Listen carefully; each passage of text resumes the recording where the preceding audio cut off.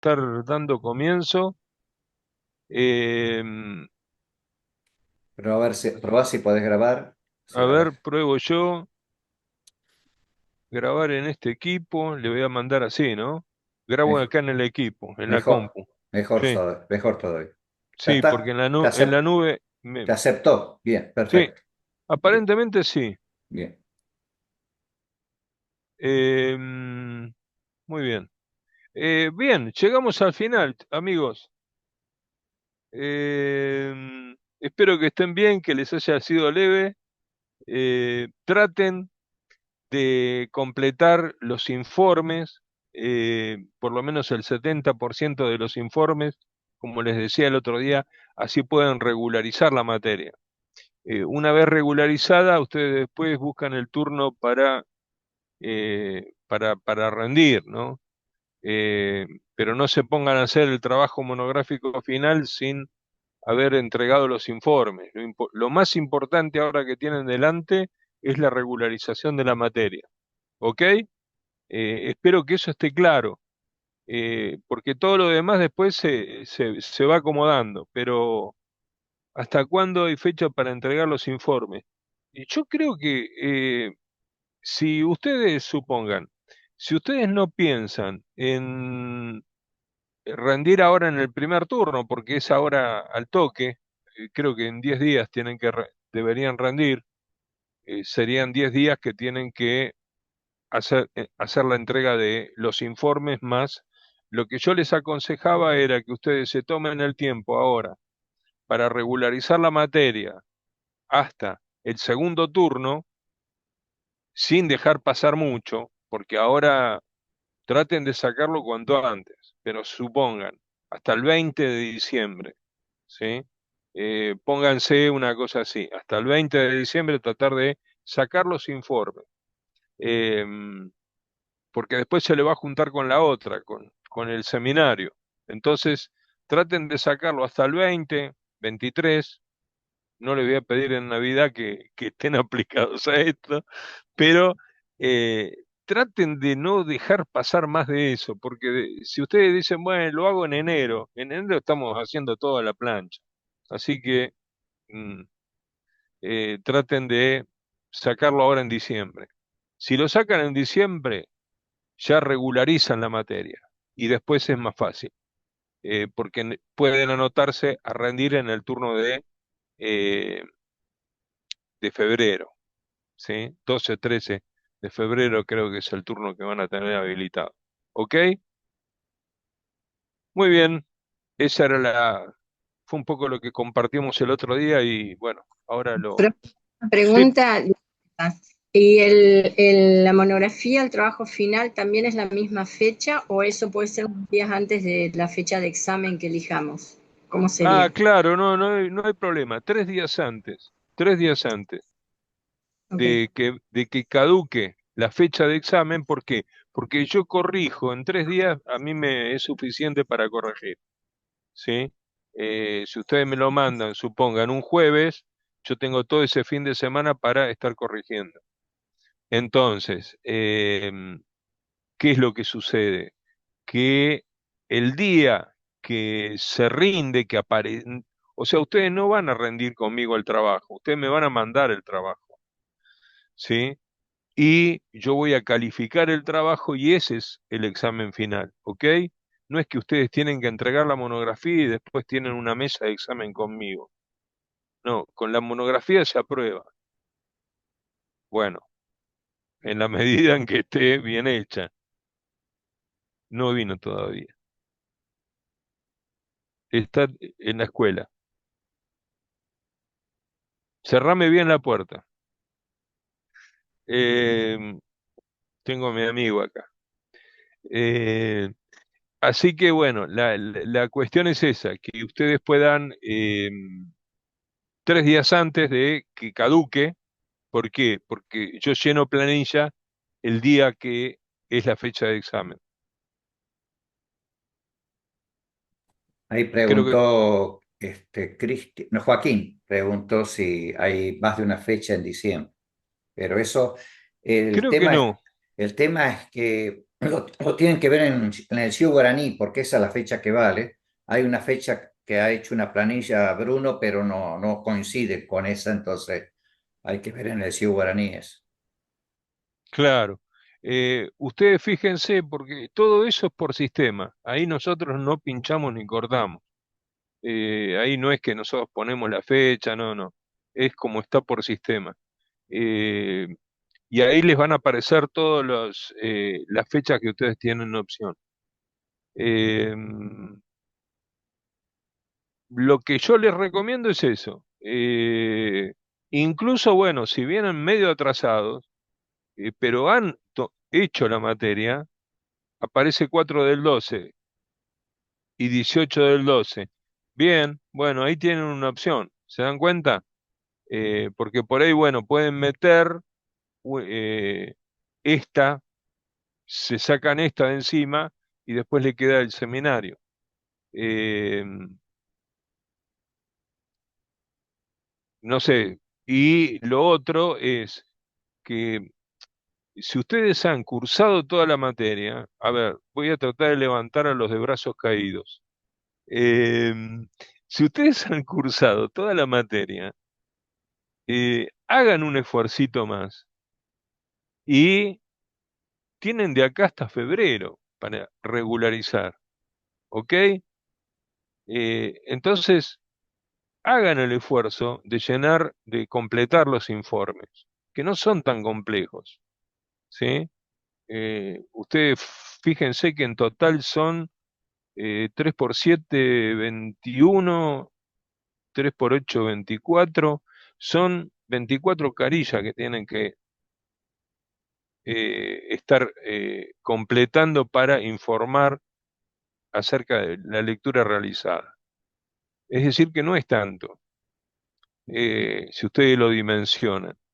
Ahora, sí, si ustedes ven todo lo que tienen que leer, se matan, pero lo que yo ahí les recomiendo es que traten de hacer los informes.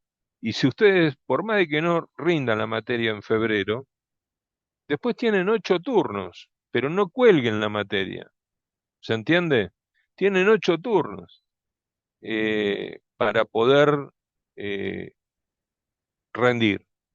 Lo importante ahora, métanse eso en la cabeza, es regularizar. ¿Ok? Bueno, más aliento no les puedo dar. Les puedo Muchas decir, gracias. bueno, voy a orar por ustedes, nada más, pero más que eso ya no. Es imposible. Eh, por otra parte, bueno, en gran medida, yo no sé si ustedes a esta altura se dieron cuenta, pero en gran medida el trabajo de lectura está hecho en gran medida en los teóricos míos. Los teóricos míos, si ustedes leen los teóricos, es un pequeño Lerú ilustrado. Es una pequeña recensión, ¿no?, de las lecturas en general, salvo cuando me pongo pesado y empiezo a criticar al que escribió, pero generalmente no lo hago. Así que traten de ir por ahí. ¿Ok? Bueno, vamos a lo nuestro. Tenemos mucho para compartir, así que vamos a tratar de avanzar con esto. Cuando quieras, ahí estamos. Eh, bien, eh, una antes, una antes que esa, ahí estamos. Eh, Bien, hoy vamos a estar compartiendo lo que sería la segunda corriente importante, a mi manera de ver, que nosotros tenemos dentro de la teología latinoamericana eh, y que fue el aporte, después de el aporte que comentábamos en la clase anterior que hizo el movimiento de Iglesia y Sociedad en América Latina, el aporte que hizo, que va a ser la Fraternidad Teológica Latinoamericana. A partir de lo que fue la CELA, la CELA 1, la CELA 2, perdón, en 1961, a partir de ahí, como veníamos diciendo, y ustedes lo pueden corroborar esto en diversos autores de diferentes tendencias teológicas y historiográficas, como Bastián, Prien, y Pablo Deiros, todos coinciden en este proceso de atomización y de diferenciación del protestantismo.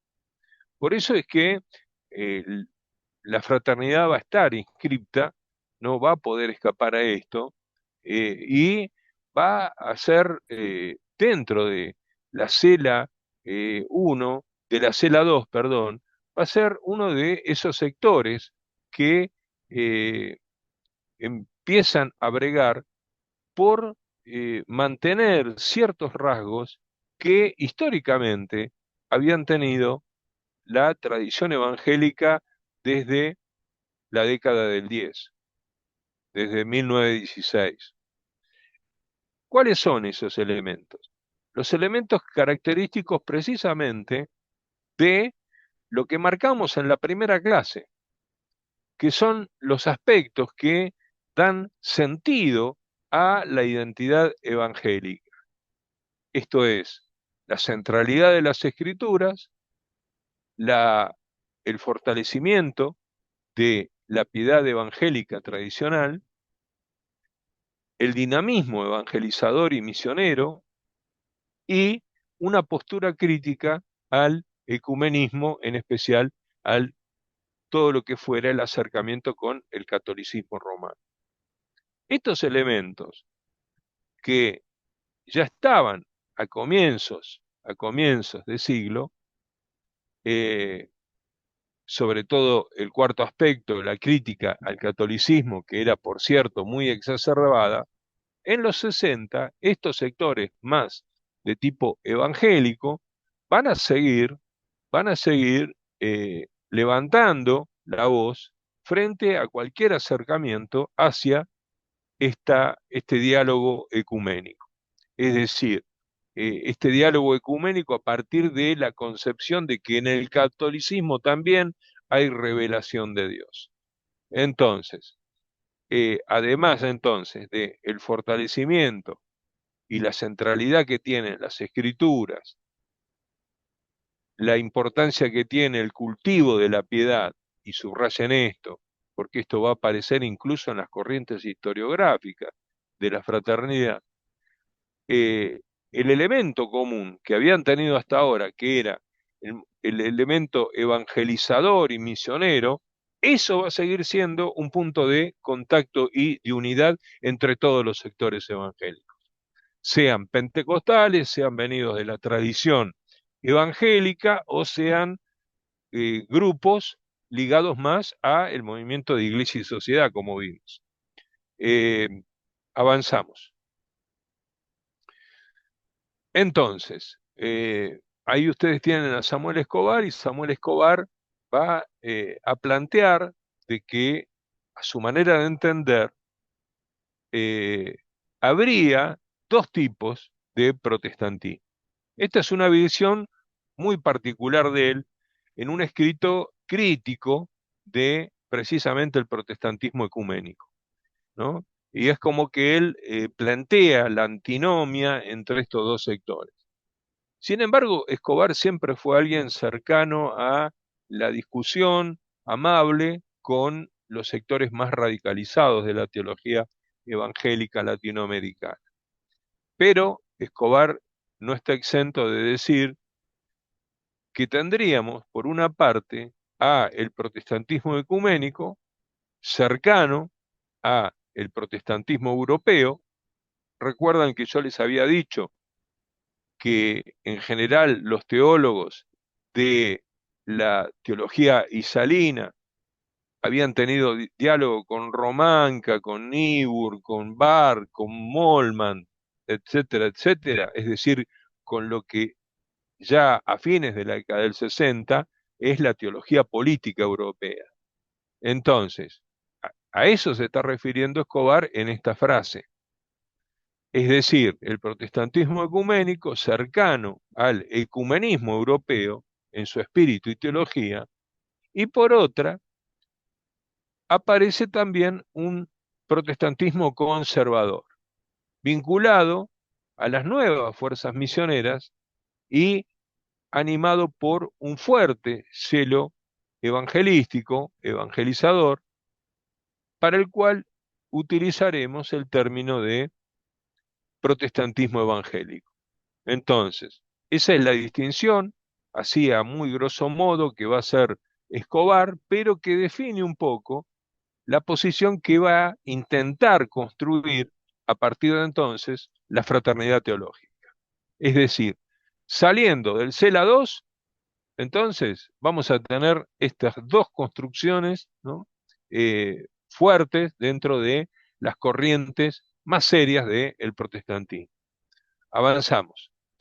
Por un lado, cuando hablamos de los sectores evangelizadores y fuertes en lo misionológico, hay que mencionar la figura de alguien que por esos años, en la década del 60, va a ser una figura clave del protestantismo en América Latina, que va a ser el misionero Kenneth Strachan, eh, impulsor de lo que se conoció como el movimiento de evangelismo a fondo. ¿A dónde apunta Strachan? Con sus conceptualizaciones, con sus construcciones teóricas. Por un lado, lo que va a apuntar es a la movilización de la iglesia hacia las misiones. Es decir, la iglesia, la congregación, las denominaciones, la principal tarea que tienen que realizar es la movilización de toda la iglesia hacia la tarea misionera. Una iglesia que no hace misión es una iglesia que muere. Esto implica que toda la iglesia debe ser parte de la obra misionera. Acá está el involucramiento que va a ser muy marcado en esta tendencia de evangelismo a fondo. Y que va a procurar el mantener activo a los miembros de la iglesia y no solamente a tener un listado de membresía, porque en realidad el verdadero miembro de una congregación es aquel que está activado dentro de la tarea misionera según esta. Es decir, no se trata de amontonar creyentes, sino de dinamizar a toda la feligresía detrás de la tarea misionera. En segundo lugar, un énfasis muy marcado también, por eso es que mencionaba yo, y lo hice adrede, el elemento congregacionalista que hay detrás de esta visión. Acá no hay una visión tan institucionalizada de la iglesia, sino que hay más bien la potenciación, el intento de potenciar el desarrollo local. Y cuando digo el desarrollo local, es decir, que cada iglesia logre ser un faro de evangelización allí donde el Señor la ha puesto.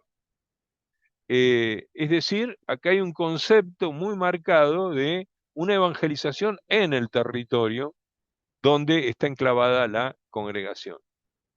Los misioneros tienen una valoración especial, son elemento clave en esta tarea del desarrollo de la iglesia local, de la congregación local, y los misioneros tienen una valoración siendo especialmente locales, pero también se le da mucha importancia a los misioneros que vienen a apoyar el desarrollo del movimiento de evangelización.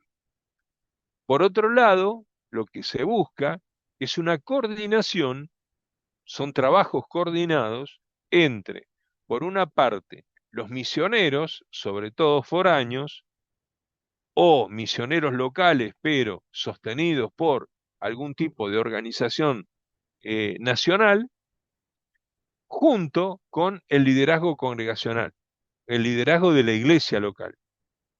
Y por otro lado, un elemento muy importante de Strachan, a pesar de ser norteamericano, es el hecho de la utilización de el español en la tarea misionera.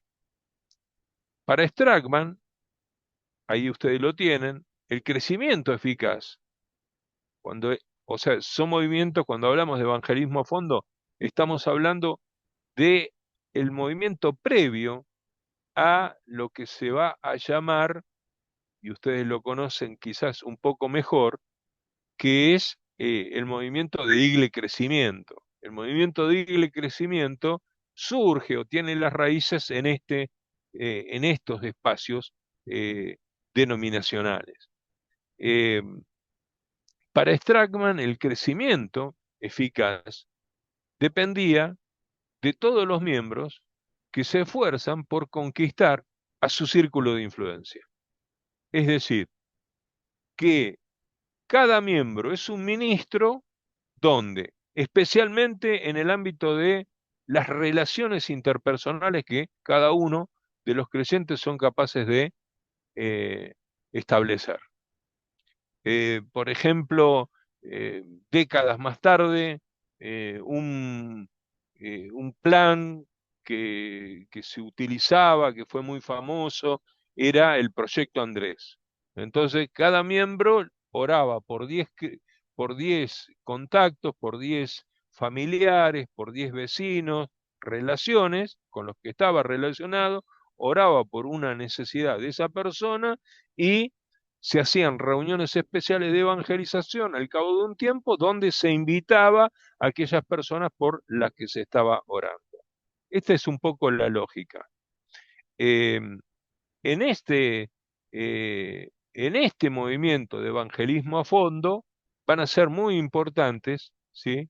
Dayton Robert, Rubén Lores y David Howard. Avanzamos.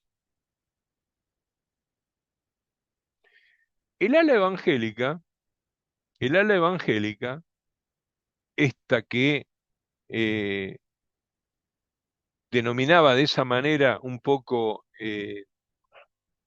Samuel Escobar,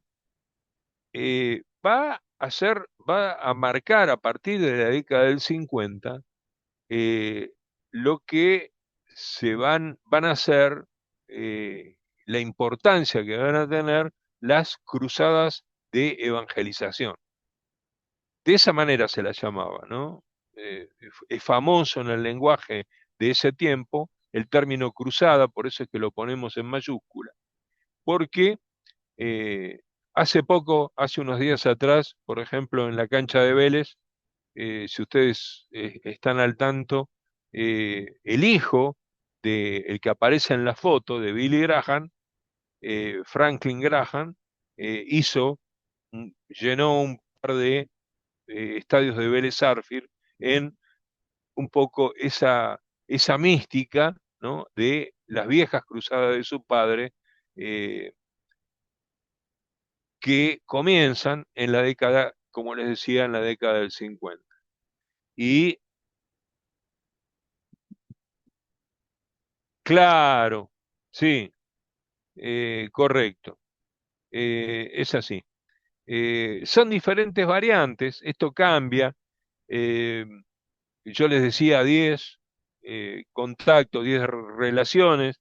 Esto va a aparecer, por ejemplo, en toda la metodología de iglesia con propósito, con Rick Warren, en la iglesia de Saddleback, de orar por tres, ¿no?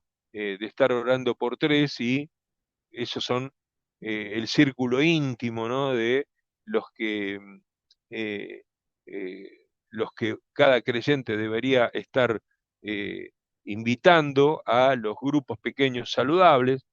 Eso ya incorpora otra dinámica más reciente, ¿no? Lo de Rick Warren en Iglesia con Propósito apunta más en esa otra dirección, fortalecer los grupos pequeños saludables donde los creyentes se encuentran el cumplimiento de los 5 propósitos, no en la iglesia, sino en un espacio previo, que es de acercamiento, que son estos grupos caseros, estos grupos pequeños, estas células de reuniones caseras, ¿no? Bueno, volviendo al movimiento de evangelismo a fondo, realizan ahí ustedes tienen las fechas, ¿no? Pero fíjense que es un movimiento permanente. Y esto viene en la tónica de lo que son en ese tiempo las misiones de fe. Este es es lo que está detrás de la lógica de estas cruzadas. Las misiones de fe tienen que ver con estos esfuerzos que se van a hacer en Nicaragua, en Costa Rica, Guatemala, Honduras. Fíjense que están centradas en torno de la zona de influencia de que de el movimiento de las misiones de fe, que es Centroamérica, y donde el trabajo de evangelismo a fondo comienza, ¿no? Y después se van a ir extendiendo hacia otros países como Venezuela y Bolivia, más en la América del Sur y en República Dominicana en el año 65. El ala evangélica latinoamericana tiene la misma preocupación evangelizadora que el por entonces mundo norteamericano europeo. Esto mismo que está pasando en América Latina es casi una réplica, ¿no?, de la preocupación que se tenía en Estados Unidos en torno precisamente de el Congreso, que va a ser precisamente, ahí lo tienen a Billy Graham hablando. Él fue el gran orador del Congreso de Berlín en 1966, y impulsado por una revista muy influyente hasta el día de hoy que va a ser Christianity Today, eh, y que estuvo financiado por la que por entonces era la gran agencia, ¿no?, evangelística que movía mucho fondos, que es precisamente la Asociación Billy Graham, ¿no? Eh, en el CLADE 1, fíjense que estamos saltando del año 66 al año 69. Ahora se realiza el primer CLADE. Ya no se llaman CELA. ¿Por qué? Porque como habíamos visto, en este proceso de diversificación que hay dentro del protestantismo, es como que se empieza a producir una bifurcación, y entonces las iglesias históricas en general, presbiterianos, metodistas, discípulos de Cristo, eh, iglesias reformadas, en fin, ese tipo de iglesias se van a separar y van a estar realizando sus congresos, mientras que por el otro lado, los sectores más evangélicos y evangelicales se van a empezar a nuclear en lo que se va a llamar eh, los congresos latinoamericanos. CLADE significa eso, congresos latinoamericanos de evangelización.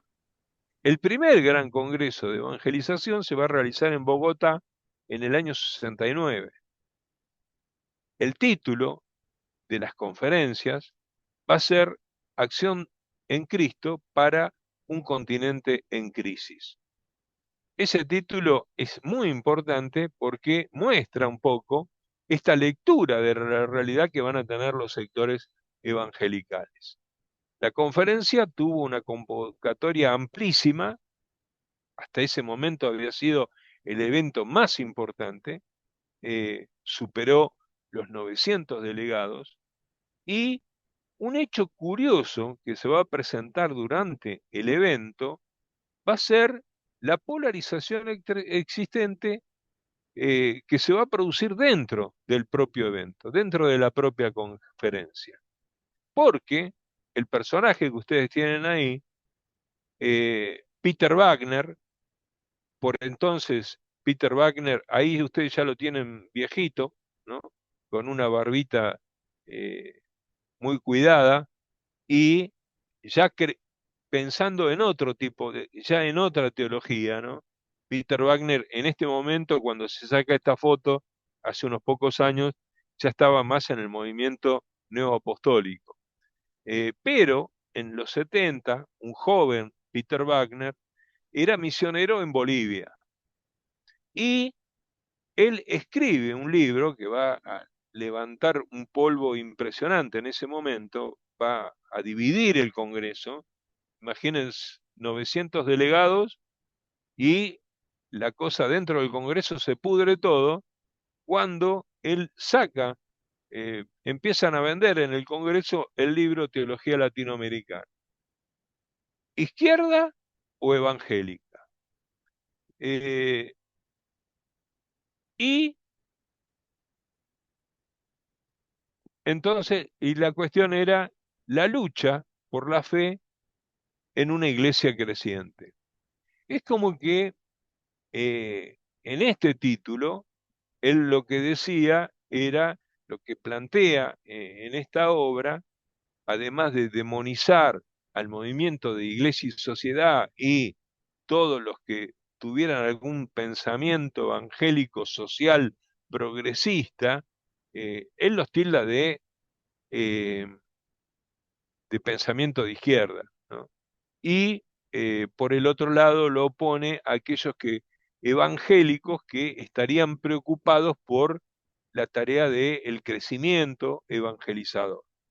Escobar dirá acerca del escrito que era una simplificación, simplificaba el cuadro eclesiástico latinoamericano, intentando provocar una polarización más aguda entre, por un lado, lo que él mismo había categorizado, que eran ecuménicos con conservadores, y bosquejaba una posición evangélica en teología que resultaba vergonzosamente pobre e inadecuada. O sea, para que ustedes vean, acá las descalificaciones eh, no eran demasiado suavecitas que digamos. Eh, Acá la crítica es que un poco el análisis de Peter Wagner, que nunca fue un gran teólogo, eh, era vergonzosamente pobre e inadecuada. No era una buena caracterización según los términos eh, de Escobar.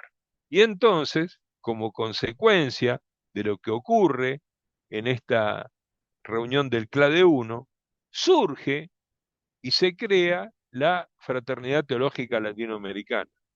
La Fraternidad Teológica Latinoamericana va a ser, eh, durante el propio Congreso, eh, la que va a empezar a alinear una especie de tercera posición, eh, que va a intentar erigirse en un movimiento dentro del campo evangélico, pero alternativo a las posturas más conservadoras que expresaba Wagner.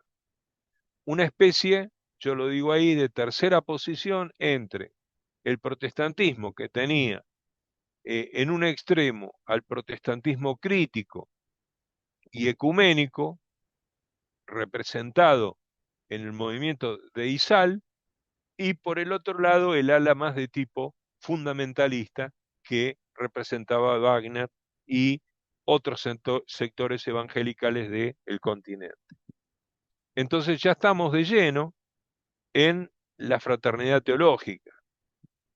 En este marco, entonces, de polarizaciones complejas, que es muy importante estudiar y conocer, porque si no, no se explica el surgimiento del movimiento de la fraternidad, la posición elegida no era una posición cómoda, pero va a constituir un camino sumamente creativo en cuanto a que la fraternidad teológica, por eso es que se llama fraternidad teológica, va a intentar buscar la construcción de puentes y establecer diálogo y la construcción de una identidad evangélica superadora de estos antagonismos que cada vez en la década del 60 parecían más pronunciados.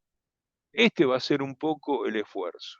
Entonces, por un lado, diálogo entre posiciones diferentes y por el otro lado, construcción de una identidad evangélica superadora de estas polarizaciones. La fraternidad realiza una primera consulta en Bolivia en el año 70, en Cochabamba, y fue el debate en torno de lo que significaba la Biblia. Se comienza con un fuerte énfasis en el debate contemporáneo de la Biblia. ¿Por qué? Esto no es casual de que la Biblia sea el objeto eh, que se pone en el centro de la discusión, porque precisamente en torno de la Biblia es que se producían, en torno de la lectura de la Biblia, es que se producían las principales polarizaciones a partir de la Segunda Guerra Mundial. Eh, el movimiento coloca a la escritura, la fraternidad coloca a la escritura en el centro de cualquier reflexión que se hiciera, pero diferenciándose tanto de este fundamentalismo literalista como de las posturas radicalizadas en cuanto a los cambios políticos estructurales que demanda la sociedad latinoamericana. Y entiende de que la lectura de la Biblia eh, debe ser una lectura capaz de superar cualquier tipo de reduccionismo en cuanto a los principios éticos de la vida cristiana. Avanzamos. ¿Cuál es la relación de la fraternidad con la Biblia entonces? Si lo pudiéramos caracterizar, vamos a ver que aquí, y esto yo les pido que le presten mucha atención a estos elementos que aparecen en esta placa. Están en el teórico, así que no se haga mucho problema, pero sí atiendan a la explicación porque es muy importante. En primer lugar, en la fraternidad se va a empezar a hablar de el uso real de la Biblia por parte de la generalidad del pueblo evangélico. De lo que se trata es de que la Biblia no esté mediada por el predicador, sino que la Biblia sea un elemento que no sea un elemento decorativo de la vida del cristiano, sino que sea el centro un poco de la reflexión de las comunidades, de las congregaciones, de los grupos de discipulado, de los movimientos estudiantiles en la facultad, en fin. Y ese acercamiento del pueblo evangélico a la escritura no coincide con ese asentimiento que la distinguió. La Biblia, y esto es un planteo crítico que va a ser la fraternidad, es en este momento, dicen ellos, la Biblia está siendo reverenciada. Es, que, es un objeto de culto, ¿no? Donde todos decimos, ¿sí? La Biblia y wow, pero sin embargo, lo que necesitamos, más allá de la idolatría o la bibliolatría, necesitamos abordar la escritura y abordarla hermenéuticamente, de manera interpretativa, que en cada caso haga justicia no a una lectura política del texto, sea de derecha o sea por izquierda, sino de que la lectura haga justicia, y esta es un poco la premisa que tiene la fraternidad, haga justicia del texto mismo. Es decir, la Biblia se interpreta a sí misma, pero la Biblia es la que nos permite a nosotros descubrir que en ella nosotros tenemos un discurso pertinente para el hombre latinoamericano, pero que su proclamación no ocupa entre nosotros el lugar que le corresponde. Es decir, lo que están criticando a derecha e izquierda es precisamente que la Biblia puede ser muy fácilmente usada, ¿no? Pero reverenciada, pero no estudiada. Y el énfasis va a ir en esa dirección. ¿Quiénes están detrás de estas concepciones? Es interesante. Porque Samuel Escobar, en cierta medida, vieron que él dijo en la frase que yo les compartía, que la teología ecuménica dependía de, en general, los teólogos europeos.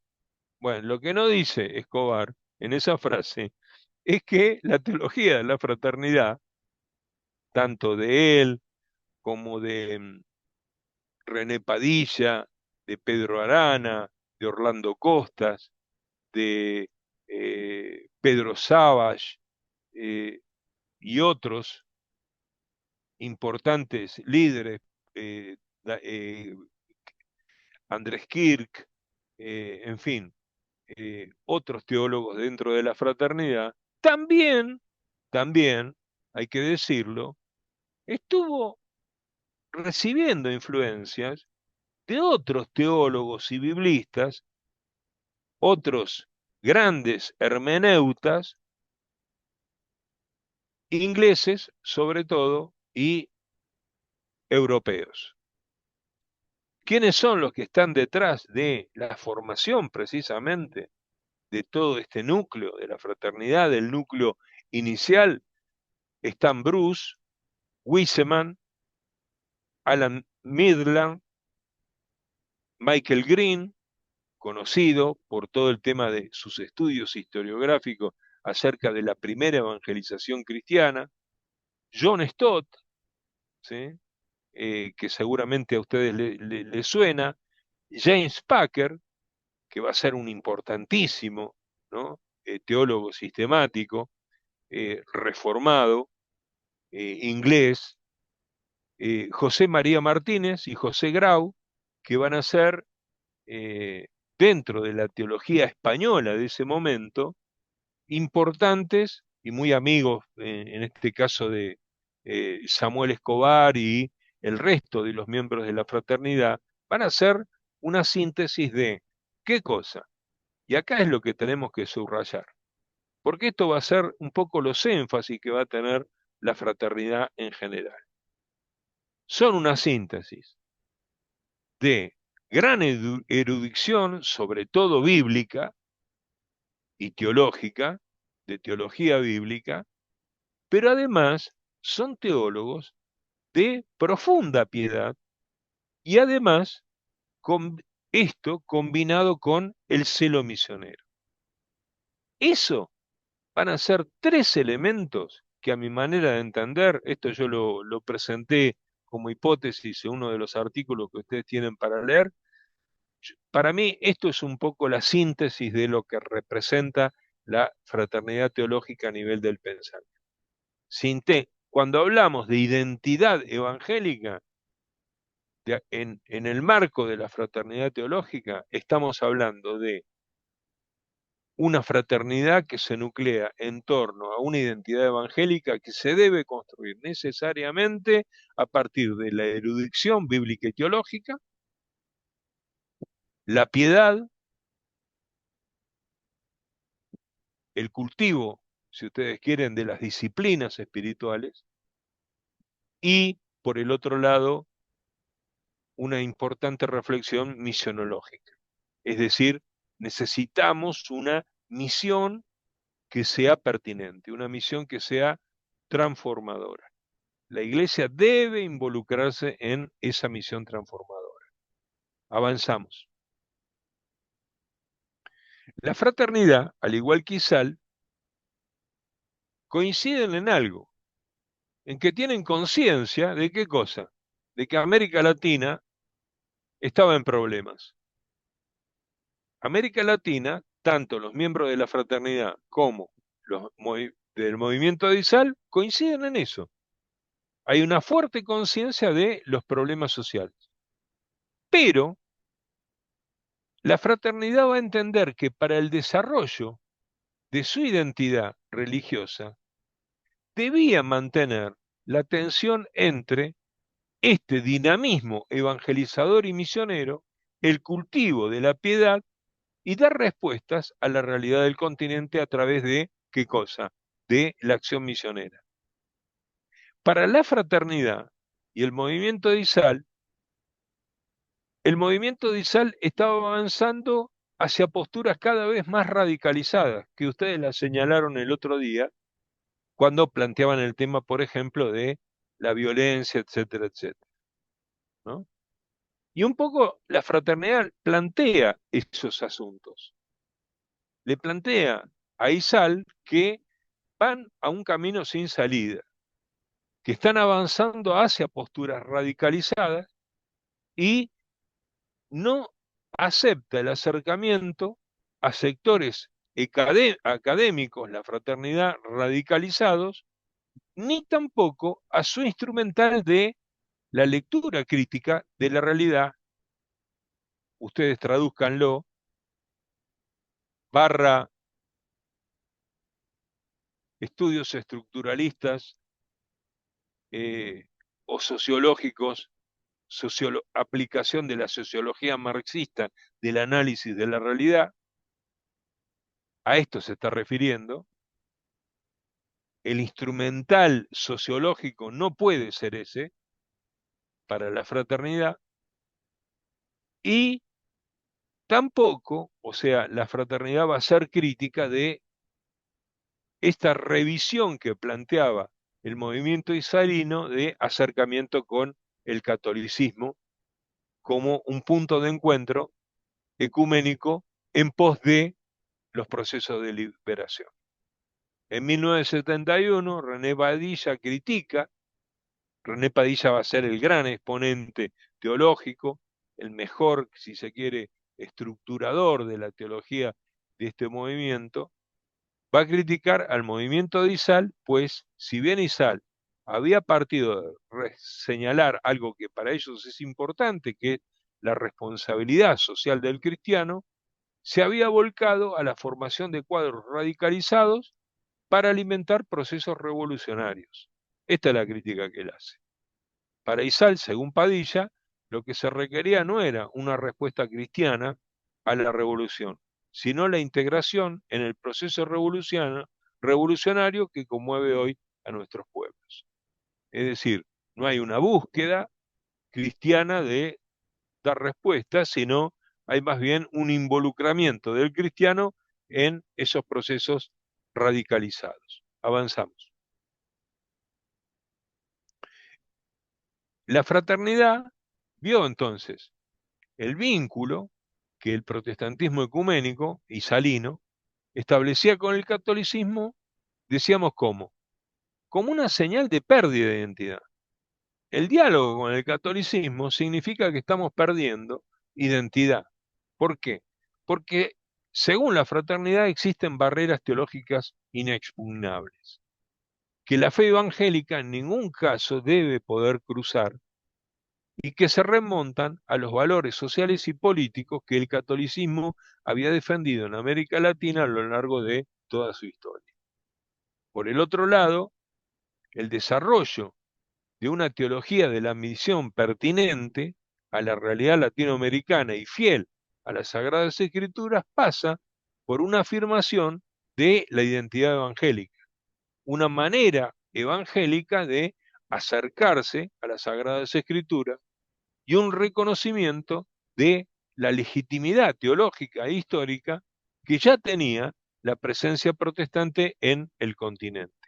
Es decir, nosotros somos portadores, somos deudores, tenemos un legado histórico donde el protestantismo, que el protestantismo no puede negociar de ninguna manera. Avanzamos una más. Ahí usted tiene una foto de un joven René Padilla, ustedes lo conocen seguramente viejito, ahí lo tienen jovencito, estudiante de teología, todos fuimos jóvenes y todos vamos a ser ancianitos, y en 1995 Padilla va a insistir en su definición de la misión hacia una reconversión de lo que contribuye para él a la atomización del protestantismo. Yo les había planteado de que hacia 1990, por ejemplo, se produce este encuentro donde están todos los grandes teólogos protestantes, Miguel Bonino, René Padilla, Samuel Escobar, Juan Stam, Sidney Roth, etcétera, etcétera, Robinson Cavalcanti, Howard Snyder, en fin, varios de ellos, y precisamente la gran preocupación que se está teniendo es el problema de la atomización. Ya no hablamos de diferenciación del protestantismo, sino de un protestantismo atomizado, un movimiento evangélico atomizado. ¿Por qué? Sobre todo por la aparición de las iglesias independientes. Va a decir, al hablar de la misión integral, que va a ser la obra cumbre de él, va a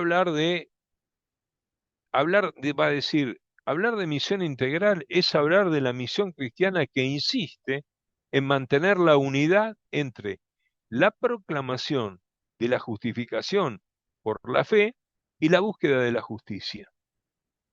Tiene que haber balance entre esos dos elementos, entre la fe y las buenas obras, entre las necesidades espirituales y las físicas y materiales, entre la dimensión personal y la dimensión social del Evangelio.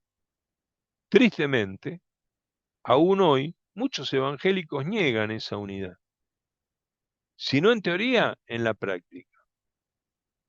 La forma más común de tal negación se da en términos de una radical dicotomía entre evangelización y acción social.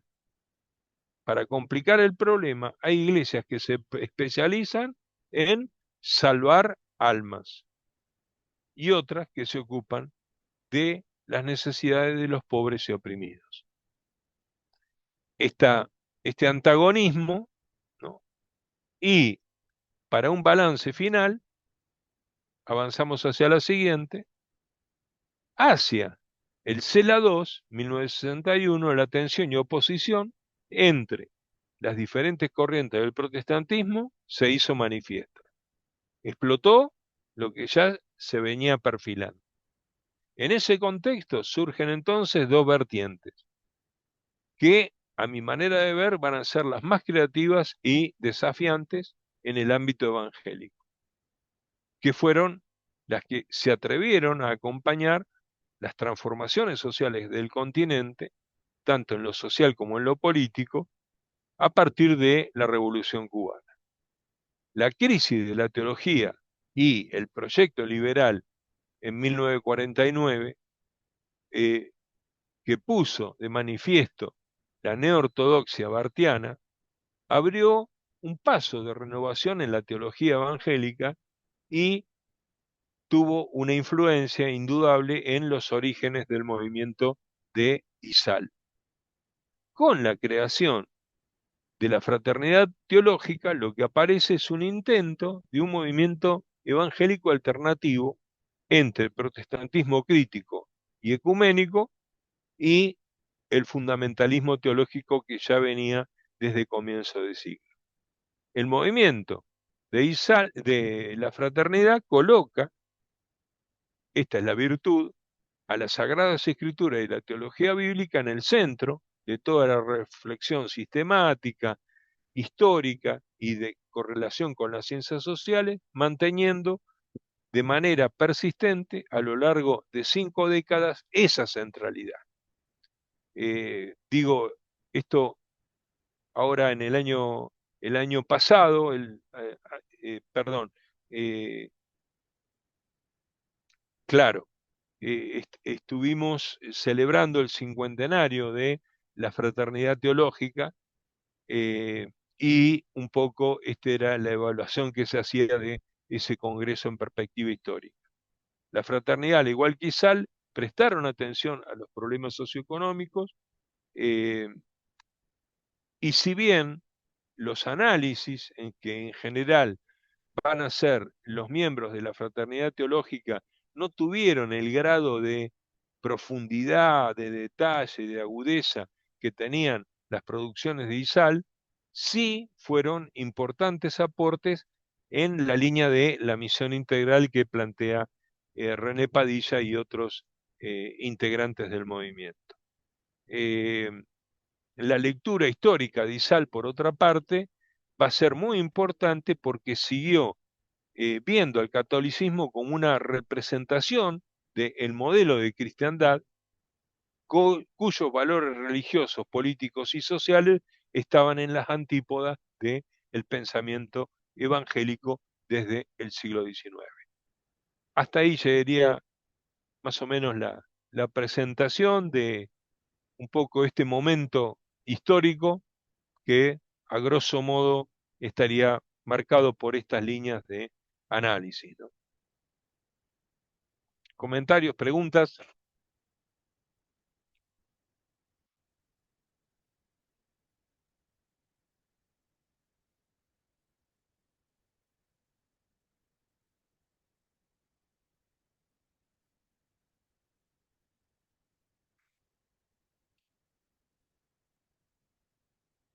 Lo que tengan, lo compartimos. Si son dudas, las intentaremos evacuar.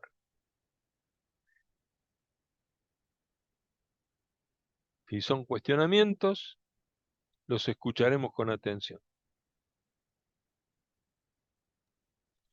Hola, Ivana.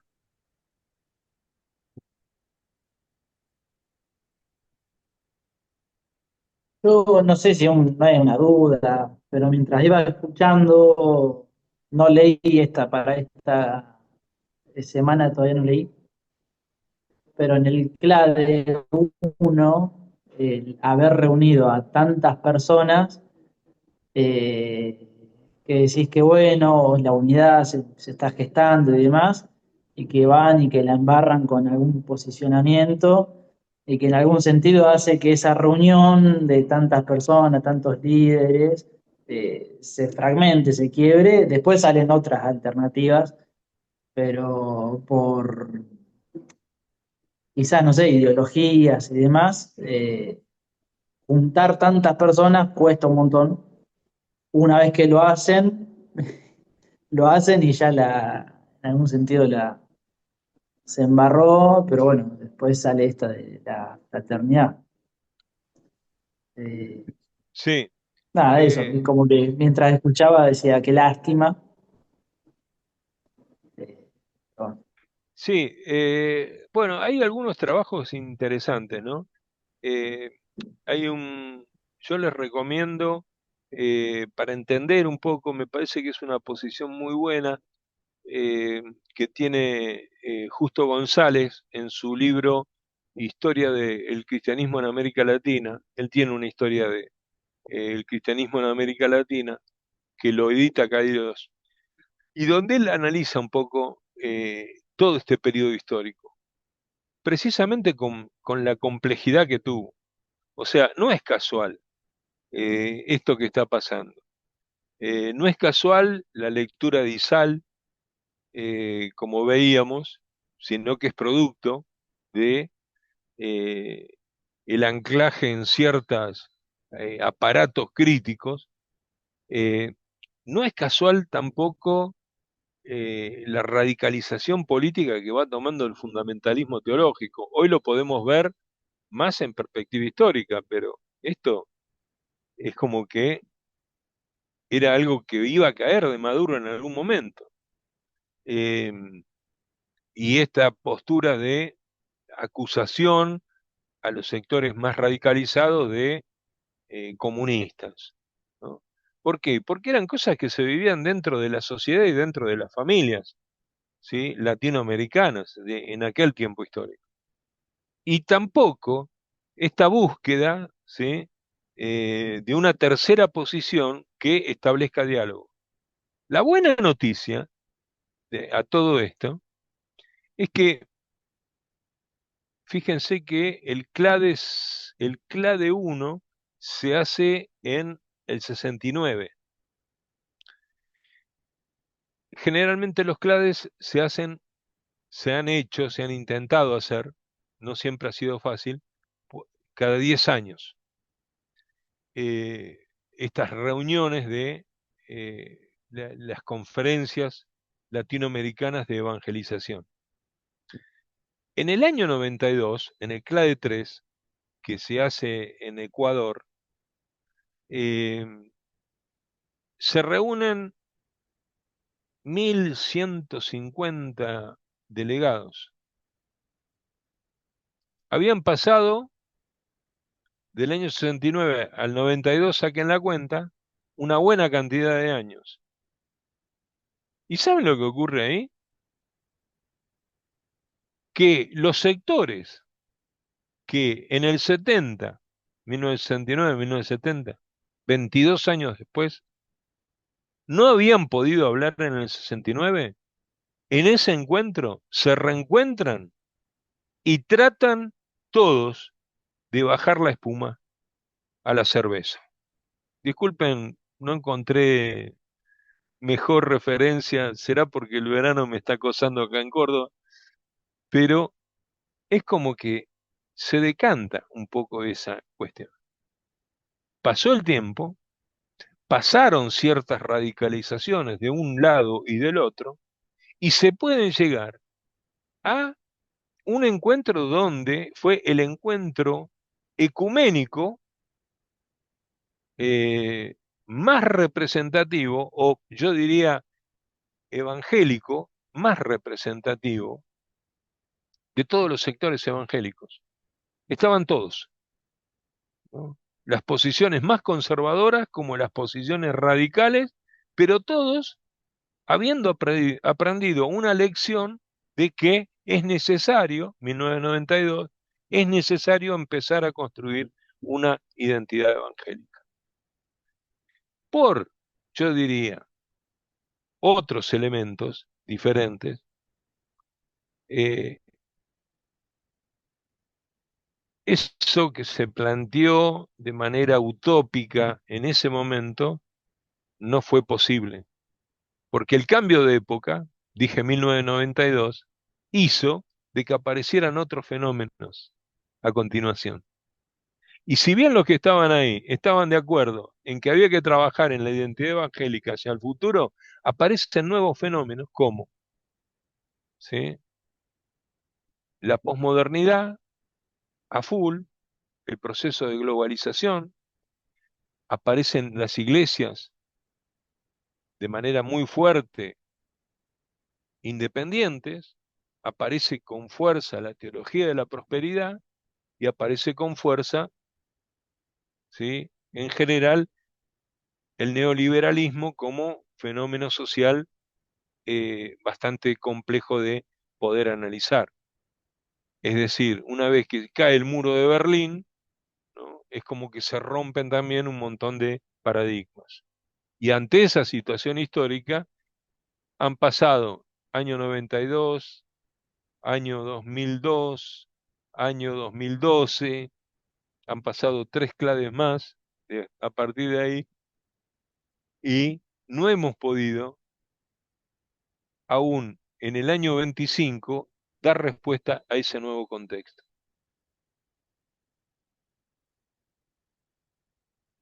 No les quiero tirar una pálida, pero esta es más o menos la lectura que yo hago desde la historia. Cuando analizo la historia, digo, nos costó tanto superar lo del 70 para llegar a lo del 92 y cuando teníamos todo para hacerlo, otros elementos de la realidad, fíjense la importancia que tiene la realidad que nos toca vivir, cómo nos termina condicionando de una manera muy significativa, ¿no? Y hoy estamos en problemas.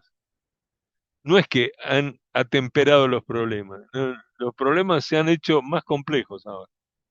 Y es como que no hay demasiadas, no se atisban demasiadas salidas, ¿no? Hay una crisis misionera importante, hay una crisis en cuanto a la teología importante, en fin, no sé cómo lo ven ustedes, pero ustedes son los que me pueden decir cómo ven el presente. Yo les hablé de la historia, ustedes háblenme del presente y capaz que en una de esas me logran inyectar un poco de esperanza. Cristian, me va a inyectar esperanza, Cristian.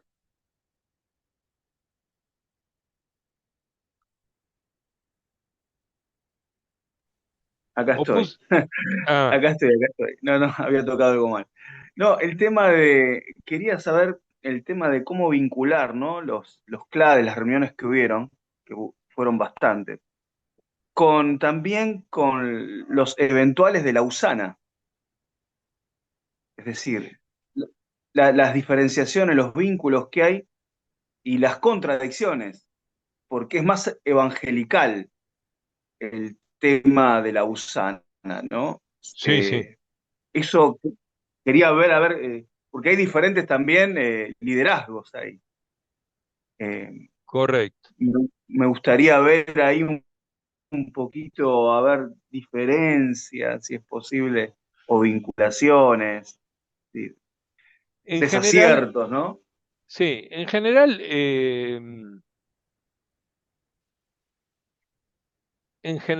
lo que ha pasado, el movimiento de Lausanne es un movimiento que surge con fuerza.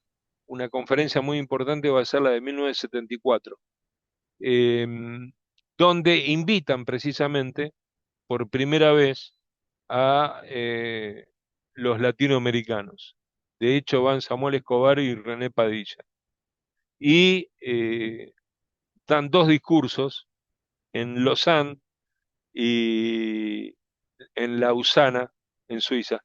Y así se llama el movimiento. eh, y lo que hace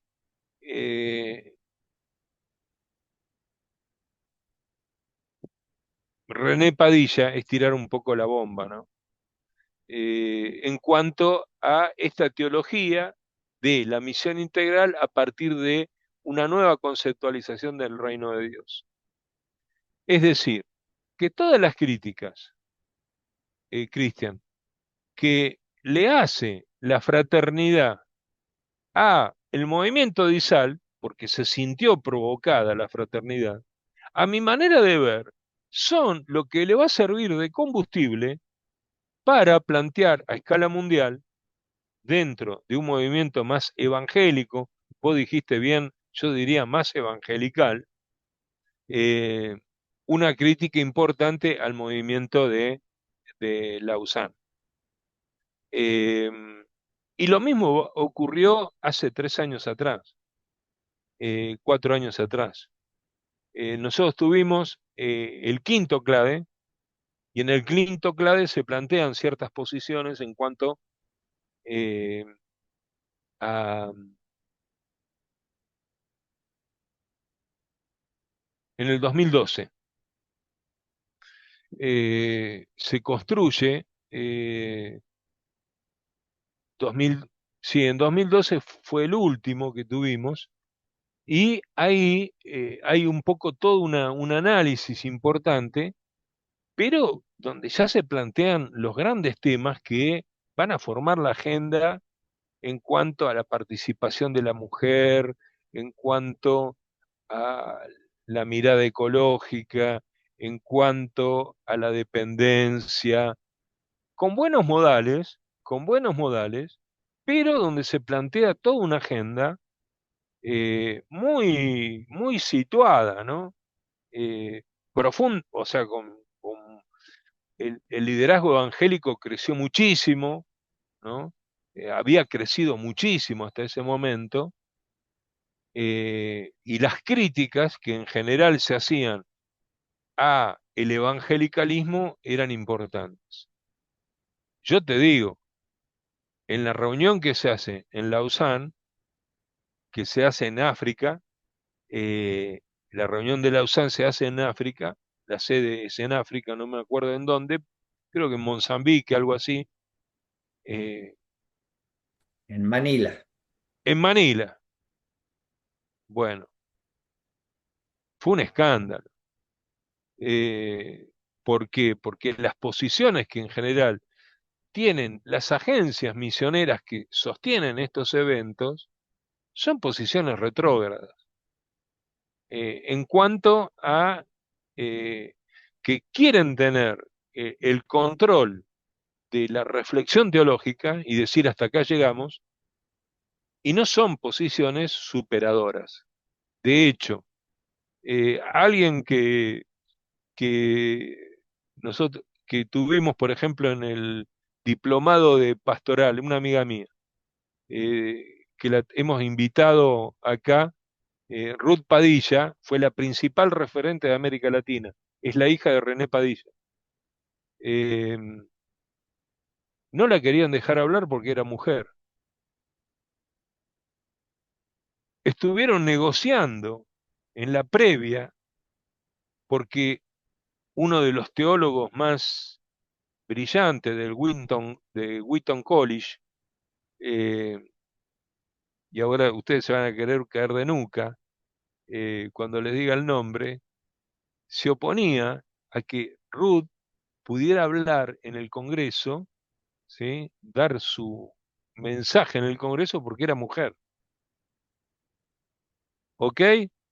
Bueno, a alguno capaz que se le cae un ídolo ahora, porque me estoy refiriendo ni más ni menos que a John Piper, el teólogo norteamericano, ¿sí? De la actualidad. Sublime Gracia, Amazing Grace, ¿sí? Si usted, eh, el cristianismo hedonista, o sea, lindos libros, ¿no? Eh, pero en realidad, adelante Joaquín, no hay problema. Em, pero en realidad, o sea, fíjense, de esos hermosos libros que por ahí son éxito de librería a las posiciones reales, y cuando digo eso, digo lo mismo en cuanto, por ejemplo, a tener el coraje. ¿Por qué? Porque esas grandes sociedades misioneras, que son las que ponen el dinero para sostener estos eventos o los grandes proyectos, eh, son ONG que en sus críticas teológicas llegan hasta ahí. ¿Por qué? Porque no se van a atrever jamás, porque están financiadas por eh, creyentes que, por ejemplo, son partícipes de grandes empresas que le hacen un daño ecológico a la humanidad. Entonces, no se van a hablar en los congresos de calentamiento global, no se va a hablar de pobreza en términos demasiado radicales porque se tocan esos intereses. Es decir, no hay, o sea, saquemos la idea, o sea, son ámbitos, es decir, en ese marco, en ese marco, ¿sí? Si ustedes, yo les pido que comparen esto, comparen, a ver, sin saber quién lo escribió, pero les pido que hagan este ejercicio algún día, con sinceridad de corazón. Ustedes comparen los discursos de Lausanne y los discursos más representativos de la teología evangélica latinoamericana con los discursos del Papa Francisco. A ver con quién están más de acuerdo. Y yo creo que se van a llevar una sorpresa, van a decir, uy, me estoy volviendo católico. Se van a querer cortar la vena porque van a decir, estoy traicionando. Si se entera mi pastor, no voy, ¿sí? Mejor ni le digo nada. ¿Por qué? Porque, yo qué sé, Francisco, yo tengo un video que él grabó antes de que nos lo mandaron. O sea, yo tengo un amigo en común con él que le hace una entrevista, Alejandro eh, Rodríguez, de Jucum. ¿Recuerdan Jucum, Jóvenes con una Misión? El movimiento de Jucum. Bueno, Alejandro Rodríguez le hace una entrevista a Bergoglio antes de que fuera Francisco y se reúnen a inaugurar los de Jucum con Francisco en el Congreso por la Democracia Argentina. Y le hace una pregunta acerca de la conversión. Yo les tapo el video, es más, ¿saben lo que hice? Un día lo hice en la iglesia, en mi iglesia local. Les tapé la cara de quién estaba hablando y le dije, ¿cuál es la opinión que ustedes tienen acerca de esto que están escuchando? Imagínense 300 personas en el culto, 300 evangélicos, escuchando a Bergoglio sin saber que era Bergoglio. ¿Y saben qué? Se querían cortar las venas. Quedaron desenmascarados porque cuando él habla de lo que significa la conversión, parecía un protestante, ¿sí? De la vieja guardia evangélica. Entonces, ¿sí? Lo que pasa es que, bueno, así juegan nuestros prejuicios, ¿no? Muchas veces. Y creo que tenemos que Profe, tener una mirada más desprejuiciada, ¿no? perdón, escuchándolo a usted, también puede ser que Bergoglio haya eh, tomado ciertos rasgos protestantes en algunas cosas, porque Es que sí, sí, la eh, iglesia, ¿quién está hablando? Que no lo escucho. Jero, Ah, Jero. sí, claro, la Ah, cámara no anda bien. tengo congelada la cámara, no Eh, veía eh, el cuadrito verde.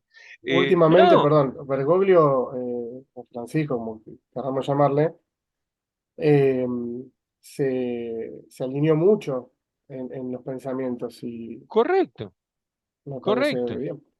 Es que, de hecho, por ejemplo, hay algunos evangélicos que todavía no saben que la Iglesia Católica asumió la justificación por gracia por medio de la fe, ¿sí? Y este fue un proceso que ya se venía dando desde dónde? Desde la teología latinoamericana. Segundo, el teólogo católico uruguayo, cabeza a cabeza con Gustavo Gutiérrez, plantean esto. O sea, Boff plantea Luis esto. segundo, Luis segundo decís. Sí, José Luis segundo. Él, hay un libro que yo les recomiendo leer, El dogma que libera. Fíjense lo que él dice de la justificación por gracia por medio de la fe. Es tremendo. El análisis de dogmática que él hace, ustedes, si no saben que lo escribió él, ustedes dicen, esto lo escribió von Harnack. Por Sí, Lutero mismo. sí, es una maravilla. Es un libro precioso, difícil de leer, ¿sí? Eh, pero es, traten de leer eso. Cuando él habla de la justificación por fe, la lectura que él hace de la Reforma, ¿saben a quién se vincula? A Paul Tillich. Reivindica a Paul Tillich. Entonces, hay un acercamiento notable, ¿sí? O sea, podemos dialogar. Ahora, por ejemplo, lo que les digo, porque acá la tengo a Iván, digo, y a mí me pasa en esto, hoy me pasa en esto con los evangélicos.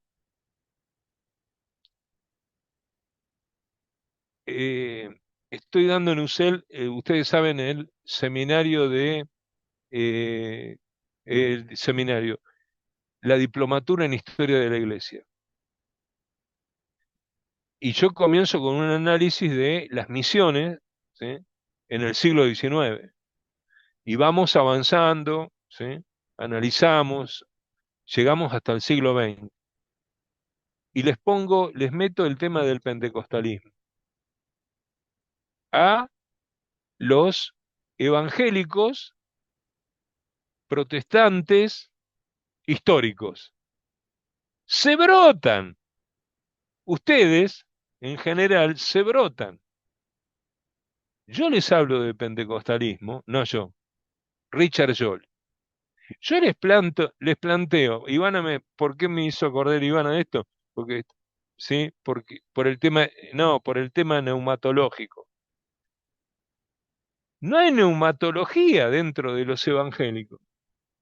Seguimos siendo los evangélicos históricos, ¿sí? Ustedes le hablan a un bautista, le hablan a un metodista, a un presbiteriano, un congregacionalista, y le preguntan por la neumatología y hacen agua por todos lados. Entonces digo, ¿no necesitamos establecer un diálogo honesto con los que saben de la experiencia del Espíritu? Y yo no creo que dentro de la teología, o sea, creo que necesitamos hablar con los teólogos pentecostales, ¿sí? Con los biblistas pentecostales, sobre cómo están interpretando ellos. La teología Ese fue el gran esfuerzo que hizo Richard Scholl. Iván, anda anticipándoselo a tu esposa. Richard Scholl era un tipo, un teólogo de la liberación, del movimiento de Izal, que se va reconvirtiendo hasta que al final, en el año 2002, el tipo aborda la teología pentecostal, se mete dentro de las iglesias pentecostales. ¿Y sabe lo que dice? Dice, no es que yo quiero que la iglesia presbiteriana se haga pentecostal, sino que sea capaz de elaborar una teología acerca del Espíritu Santo, una neumatología pertinente para este tiempo. Y yo Y creo creo que que hay ese es, presbiterianos que tienen un presbiteriano que son pentecostales. Hay un sector, no me acuerdo cuál era, y pero hay que, un sector que se llama. bueno, ahora anda a preguntarle a los pentecostales, a los presbiterianos históricos, ¿cómo lo llaman a ellos? ¿Sí? Es lo mismo que pasa. A mí me decían dentro de la iglesia bautista bauticostal, ¿sí? Dentro de la iglesia metodista te miran raro. Si vos hablas del Espíritu Santo, te van a mirar raro. ¿Por qué? Porque en general tenemos muy poca capacidad, esto mismo que planteaba con Bergoglio, muy poca capacidad de poder dialogar con otros. Y somos en general, disculpen que se los diga, pero esto para cuestionarlo y para que abran un poco, a mi manera de ver lo que es bueno, la cabeza, el espíritu, que es, no sean ecuménicos con lo que piensan con ustedes. Generalmente, nosotros dialogamos con los que piensan igual que nosotros. Y el gran esfuerzo que tenemos que hacer en Dios, en Dios, es hablar con los que no piensan como nosotros. Si hacemos ese ejercicio hacia el interior de nuestras comunidades, después nuestras iglesias, porque nosotros somos líderes y pastores de iglesia, vamos a poder hablar con nuestros vecinos, con los que están afuera, con los que no están siendo incluidos en las iglesias. ¿Se entiende? Tenemos que hacer el ejercicio entre nosotros para poder hablar con la sociedad. ¿Ok? Profe, No sé si se entiende. sí, ¿usted alguna vez habló con hermanos pentecostales? ¿Cuál es el pensamiento sobre las iglesias tradicionales, sobre las iglesias bautistas, metodistas o nazarenas?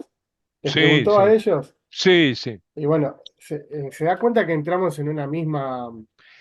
Bueno, Tiene que haber una ampliación para escuchar de todos, ¿no? Nosotros, los que seguimos a Cristo. seguro, seguro. Eh, pero eh, si bien creo que hay que enfocarnos en las cosas que nos unen, que son muchísimas más.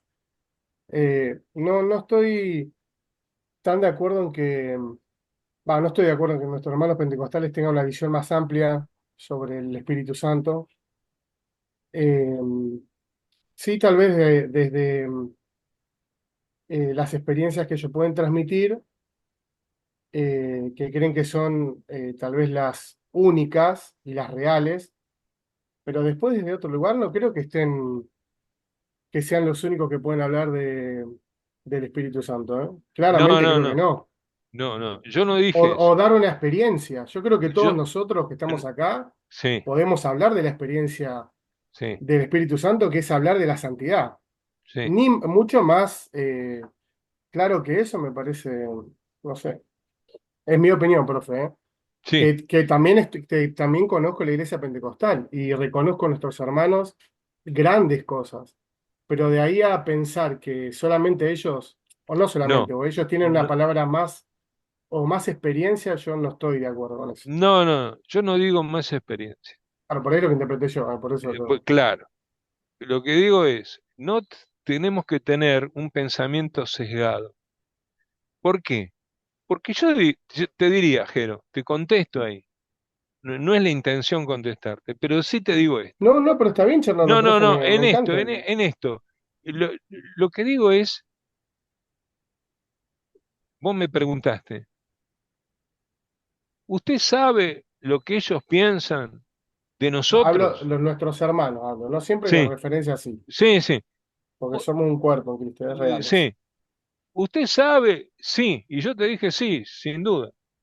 ¿Y sabes qué? Creo que tienen muchas veces, em, si hemos sido, mi pregunta es esta, ¿por qué hemos sido catalogados de esa manera por ellos? Como que no tenemos el Espíritu Santo, ¿sí? ¿Por qué ellos llegaron a ese juicio, ¿sí? Y entonces digo, es algo que yo me tengo que cuestionar. Porque ¿sabés lo que me pasó?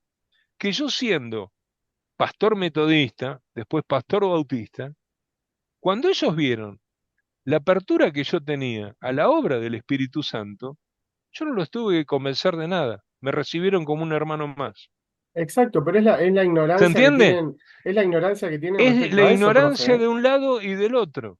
Lo que digo es, de lo que se trata, por eso es que estoy dentro del marco de la fraternidad, de Claro, tender puentes, ¿sí?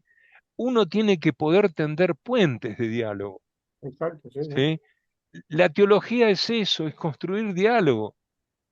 Y cuando digo construir diálogo, no lo digo solamente con los que piensan como yo, sino con aquellos, sobre todo, que no piensan como yo. Es que ahí crecemos Y en ese es ese el lugar. esfuerzo. Ese es Sí, el sí, esfuerzo que tenemos. Pero cuando uno se considera depositario de la verdad, está en problemas. David, te quiero conocer la voz, David. ¿Cómo anda, profe? Hola, Bien. lindo. Sí, estaba escuchando y respecto a este diálogo que usted dice, creo que es muy difícil, en especial desde las miradas teológicas. O sea, creo que no hay una sola teología.